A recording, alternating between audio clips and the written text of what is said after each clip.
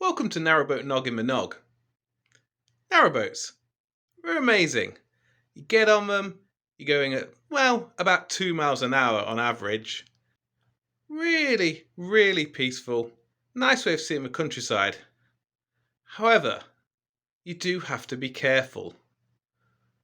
One of the most common accidents to happen on the canals is in the locks. So what are the locks? And how do you keep yourself safe? Did a basic Google search, just typed in narrowboats in locks, and some of these photographs appeared in the images. This is not something we want to happen to our boat, and we hope everybody involved in these photographs is safe and the boats were recovered. Canal locks are the way in which canals can go up and over hills by altering the level of water of the canal. Simply put, you go into the lock when it is nearly empty, fill it up, and then cruise out the other end. This lifts the boat up to a higher canal level, or, if going the other way, lowers the boat down to a lower level if you are letting water out of the lock. This can be seen on the illustration here.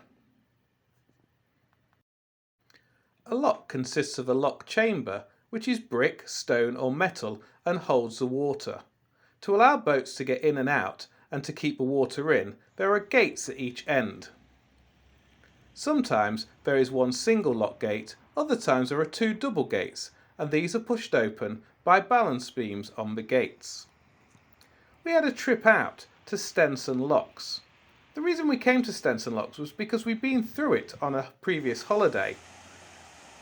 Didn't think much of it at the time, we just went through. There was a CRT helper there to let us into the lock, and off we went. About an hour later, we heard that a canal boat had sunk inside the lock. An inexperienced boater had opened the gates, the paddles on the gate, too soon, and it had flooded into the boat and sunk it. We want to make sure this doesn't happen to you. So we've put together this little guide to show you the best way of going into a lock and how to stay safe. Yes, on our marina. We were fortunate to arrive just as two boats had gone into the lock. This is a double lock, so it can fit either two boats or a wide beam boat. Once the boats were inside the lock chamber, the gates were closed. The pressure of the water filling the lock gates will keep those gates firmly shut and allow the water level to rise. The gentleman here closing the lock gate, wearing the blue sweatshirt and the orange life jacket, is a CRT volunteer lock keeper. He's there at most weekends at Stenson, making sure the boats are safe and they get through without any incidents. Once inside, one of the crew members from the narrowboat went over the bridge to the other side so they could both open the ground paddles at the same time. Here, you should wind slowly to avoid making a tidal wave in the lock, which will throw the boat backwards against the bottom gates. You leave the safety catch in place while raising the paddles. Once the paddles are up and you are happy with the flow and its effect on the boat, remove the windlass from the mechanism.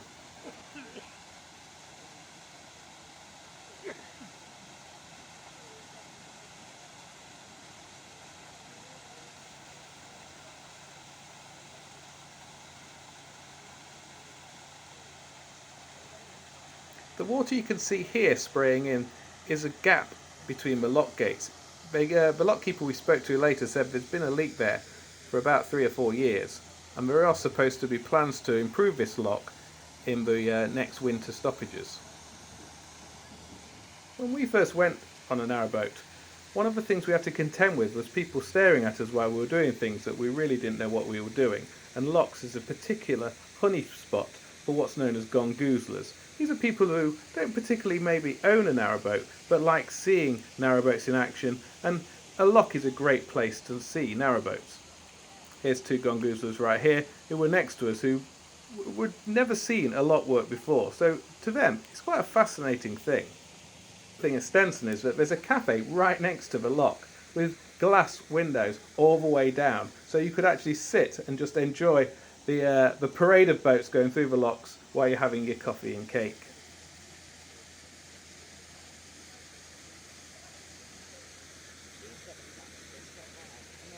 This is shot in real time. Going up in a lock, especially a lock like this which is over 8 feet deep, can take quite a while. In fact, it took about 15 minutes for the boats to get into the lock and to get the water level up high enough so they could then leave out the top gates. You can also see here the force of the water as it's coming into the locks, and this can actually be a little bit disconcerting when it first happens and you're not ready for it and it starts moving the boat around. Having two boats in a double lock like this kind of gives you a lot more stability than going through on your own.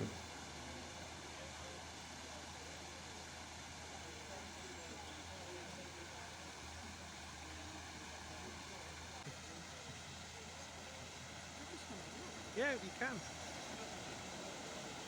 The lockkeeper here decided that the water was high enough to open the top paddles, which allows more water into the lock chamber and allows the boat to raise to the level needed.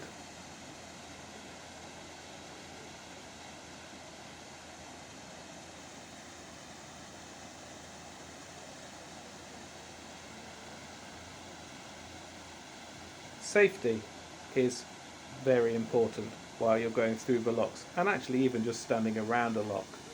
You should always ensure the safety of your boat, yourself, your crew, children, pets and bystanders. Here are some points to help. Take your time. There is absolutely no rush.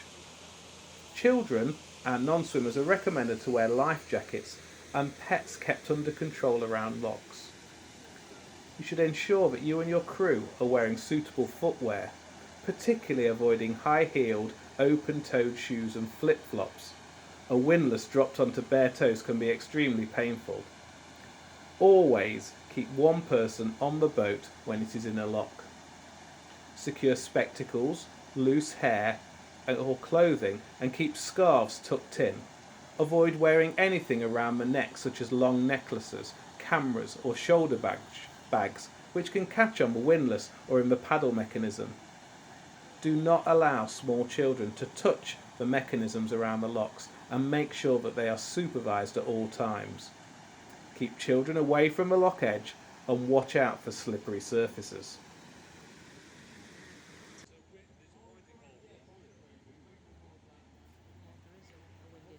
Amongst boaters there's something called Canal lock etiquette. Basically, if a lockkeeper is on duty, you should always follow their instructions. You will usually be expected to operate the locks yourself, but under instruction or supervision. Some locks, particularly on rivers, are always operated by lockkeepers. Most locks, however, are self-operated. If the water is in your favour, you have right of way. If the water is against you, then a boat seen coming towards you has right of way, as they can make use of the water. You may have to wait a few minutes for the oncoming boat to get into position to use the lock, so you always need to be patient. Do not be tempted to use lock moorings for overnight stays or moor there for longer than it takes for you to lock, as it will be obstructing other users. If a boat is coming towards you as you exit the lock, leave the gates open for them. And this is exactly what happens here. The lock gates are near enough ready to be opened. There is actually somebody waiting on the other side on the lock landing to come down. So once the boats have exited the lock, the other boat will be able to come in.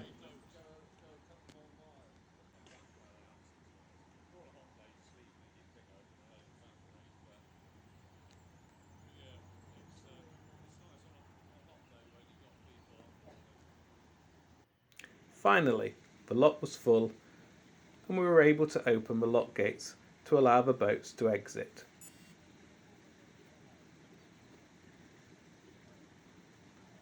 There's no hard or fast rule here to who goes out first. It's probably decided by the skippers on the backs of the boats. You can see here the lockkeeper closing both paddles now to make sure that we don't waste any water.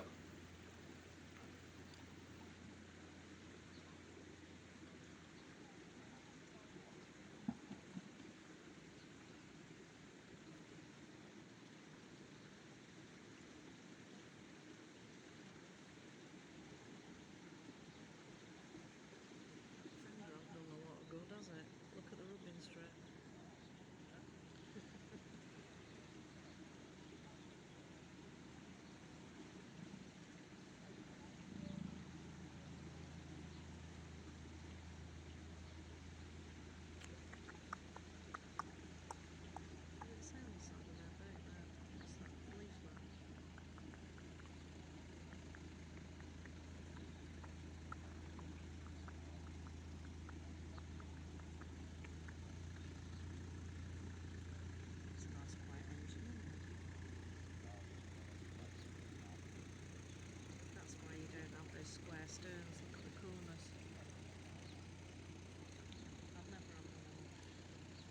I do like that stern in essence of like, because then I know that doing the boat maintenance will be way easier. It gets scratched a good little. Victoria May. Is he doing a pulley?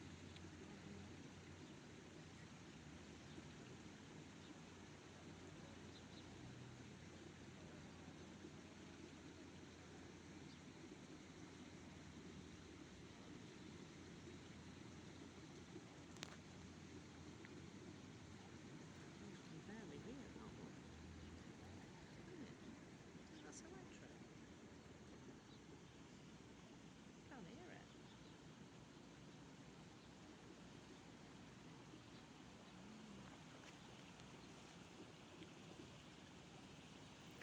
There are plenty of different types of locks that you'll see on the network. You can have a single lock like this one here, which allows one boat at a time. Double locks with two boats in. You can also have something called a stop lock like this one here. You can also have a twin lock here where you've got two locks side by side, which allows more boats to come through, and this is known as a guillotine lock. Finally, you can have a lock flight such as this one, where locks are in like a staircase going up and up towards a hill. So back at Stenson, the boats are out of the lock, and it's time for our other boat to come into the lock. So the lock is already full, so the gate's open, and the boat just steers in. He'll close the gate below and then lower the paddles. He needs to keep the back of his boat clear of the sill on the top gates. You open the paddles to the front of the boat to empty the lock. As the lock empties, continue to look behind you just to check that the boat is well clear of the sill. Use gentle bursts of throttle to keep the boat steady. When the water levels are equal, steer the boat out of the lock. Close the gates and lower the paddles before you continue your journey, unless another boat is coming towards you.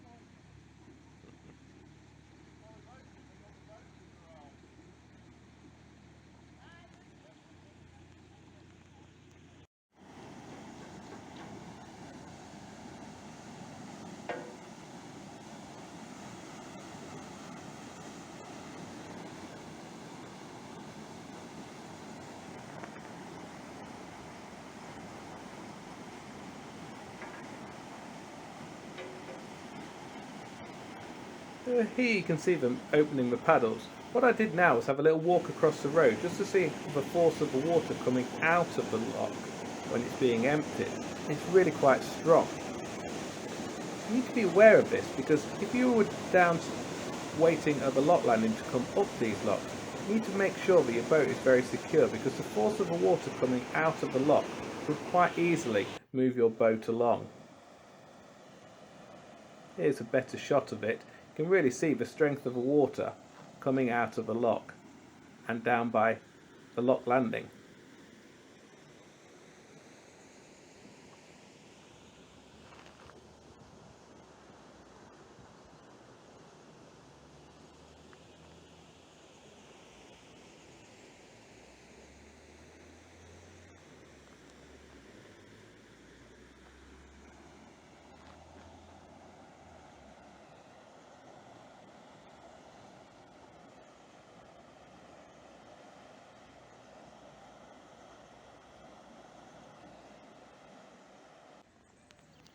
It is quicker coming down than going up, and it was soon time to open the gates again and allow Narrowboat soulmates here to leave the lock.